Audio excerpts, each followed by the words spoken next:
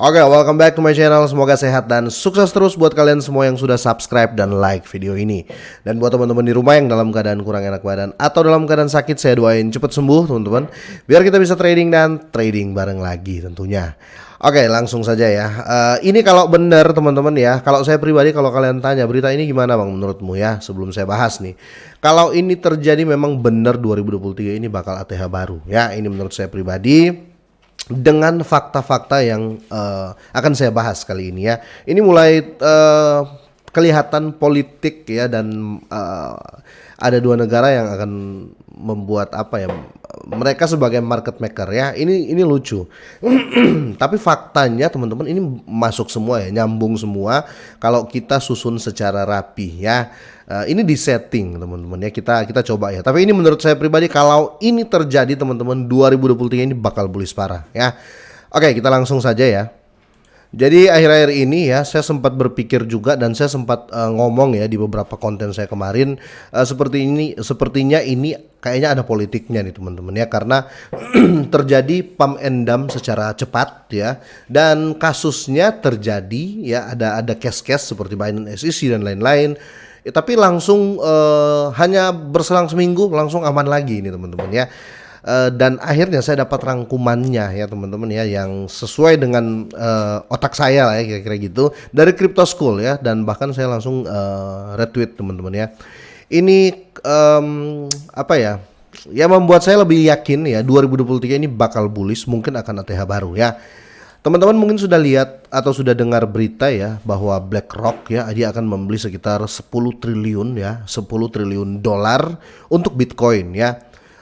Berita itu saya belum angkat, nanti saya akan angkat. Tetapi ini sudah rangkumannya teman-teman ya. Jadi di sini saya akan lebih banyak ngobrol dan sharing ke teman-teman semuanya.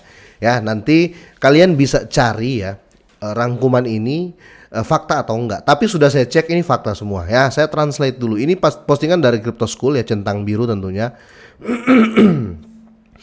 Oke, ini ya, saya translate dulu nih.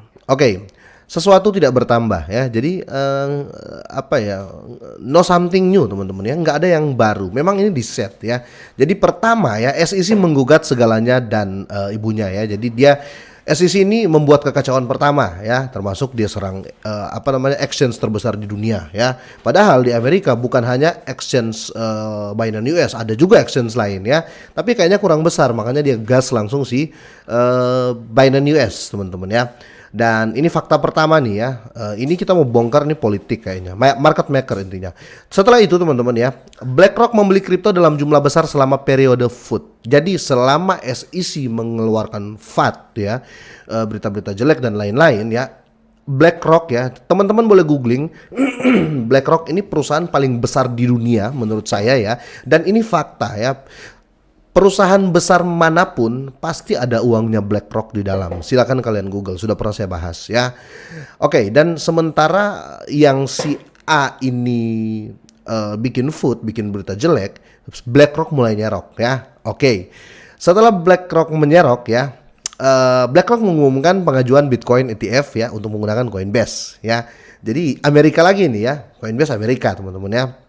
Next ya, Hong Kong menekan bank untuk mengambil klien kripto. Jadi sekarang ya teman-teman bisa Google lagi nih, ini untuk China ya, Hong Kong lah ya. Untuk Hong Kong banknya itu sudah mulai ramah kripto ya. Jadi kayaknya Amerika dan China ini mulai setting untuk market kripto nih, kira-kira gitu ya.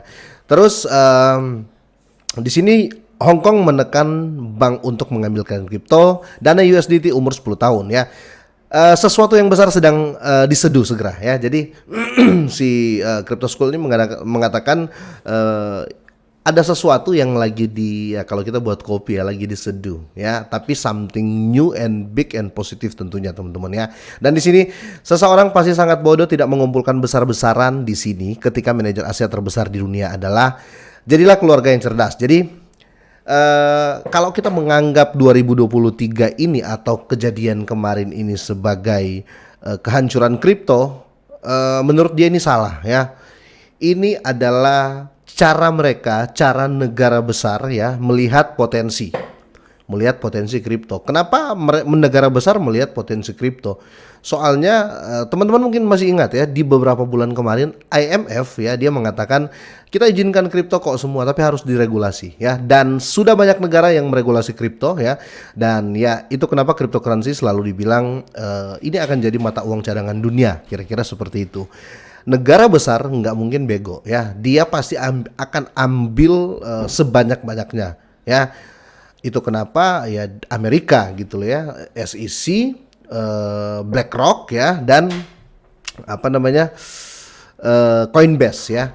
Kenapa di sini ya, kenapa SEC ini mengumumkan pengajuan Bitcoin ETF tidak menggunakan Binance US ya kan? Sedangkan kalau kita lihat POR ya, atau kita lihat dana reserve, dana exchange paling aman tuh menurut saya itu si Binance kalau kita lihat dari proof of reserve-nya ya. Tetapi dia gunakan Coinbase karena Coinbase itu base Amerika ya. Koreksi kalau saya salah. Jadi mulai masuk semua, mereka buat kekacauan sendiri. Intinya kalau kita lihat secara penuh, kekacauan yang bikin pertama SEC yaitu di Amerika ya.